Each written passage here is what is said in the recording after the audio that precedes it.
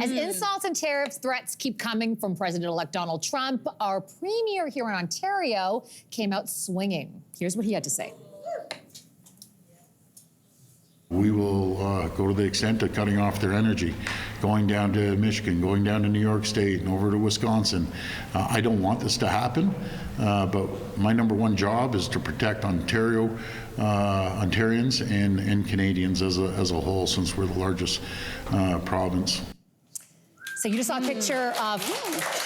There's a lot of applause here, by the way, on this, even when we brought it up before. There was a picture that you saw of the Prime Minister who met with all of the premiers before, and you know this is the one. And the Prime Minister had a different approach. Remember, he went to Mar-a-Lago. So, Linz, what do you think? Do you think this approach works? Yeah, this tough I'm guy sorry, approach? but when President-elect Donald Trump calls our Prime Minister Trudeau the governor of the great state of Canada, that didn't sit well with me. No. What about you? Are we okay with this? For me, I need a better, tougher stance on this. And I know we have to be careful, but at the same time, this feels a little bit like the bully on the playground. And we've got our backs up. Yeah, exactly. We've got our backs up, and I'm moving closer to that fence, and I'm feeling weaker and weaker. And by the way, I'm also looking weaker and weaker. Is there a way not to give a rebuttal to this without causing a whole bunch of Yeah. You know, I just don't like the fact that we're just sitting by and letting this man dictate the language that's being used about our country. I don't like it. I'd like something stronger.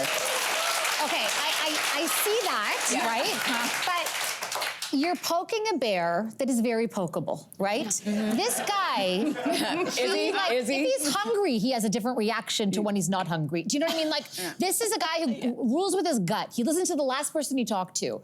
Is it really somebody that you wanna do that with? I don't know. The audience is saying yes. What do you think, Melissa? You know, to me, I get it. I don't want to ever feel like we're giving into the bully. It's how we raise our kids. You stand up to the bully, you stand your ground. But if this bully punches back, we're going to be laying flat on the floor. So I say that because, and I don't say that to diminish who we are. We are an amazing country. We are not your 51st state, Trump.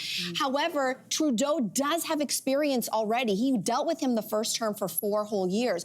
I think what we're seeing here is a different shift in approach, or an attempt to go to do diplomacy first, because we also know that Trump does a lot of this, and his bark might actually be worse than, it's going to be worse than his bite. In other words, he does this. Oh, you're going to be our 51st state. We're going to do 20% tariffs and everything. And then when he actually gets to the negotiating table, the outcome is actually kind of okay. And so what I want to say is, we understand that there's such a thing as diplomacy, but the idea that you have to meet a bully with more bullying, I'm not down for that. That's interesting. Yeah. It's an interesting conversation. I think it's safe to say everybody wants their leader, regardless if it's of a country or your job or your family, to be tough, to be a little bit feared by the opposition, to be like, okay, I know when they say what they say, they really mean it. But I say this much: it's only men who get to exercise this. Donald Trump can get away with this. And we all remember when Hillary Clinton was running for president, I was speaking to a U.S. news director, and and she was being really tough and smart and all the things we want in a leader. And he said, while we were watching her on the monitor, he's like, yeah, you know, oh God, if she could soften up, I think she would really win over the American public. Meanwhile, the next clip is Trump talking real tough, and everybody's like, yeah, that guy's gonna win, because that's what people want to hear. They want that toughness. So that toughness language, I think the men can get away with it, but the women can't. And I even look in Canada, and I look across the landscape of female politicians, there are not enough of us. And I wonder it's because we have to have this delicate balance of being soft and smart, but not too tough, and pretty, but not too pretty. So it's very interesting, this whole conversation. To me, it's like, yeah, this is a boys' club. They get to do this. We don't get to play by the same rules. Well, it's a different game for us if we come across this way. I also don't think Trudeau and Trump play by the same rules. So I think Trump plays by his own rules. No, sorry, not Trudeau and Trump. Trudeau and Ford, excuse me. Okay. I feel like Trudeau diplomacy wouldn't work with somebody like Trump, but I feel like Ford diplomacy might actually work, because I find them more similar. And why do you think that? Why do you think that? I think they're both no nonsense. Is maybe the right word. Choosing your words. Listen, I am. At the end of the day, we've had Doug Ford on Fox News twice recently. He seems to be the person who's speaking on behalf of the country. Where is our Prime Minister in this role. Yeah, I mean, That's true. I think his politics line up with Fox News politics.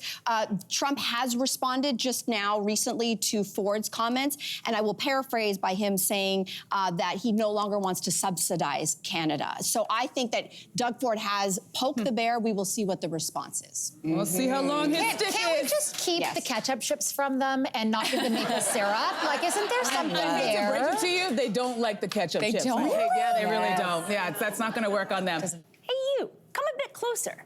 We've got so many more must-see interviews, spicy debates, lifestyle tips, and pop culture moments. So subscribe to our channel by tapping the logo below and don't miss out.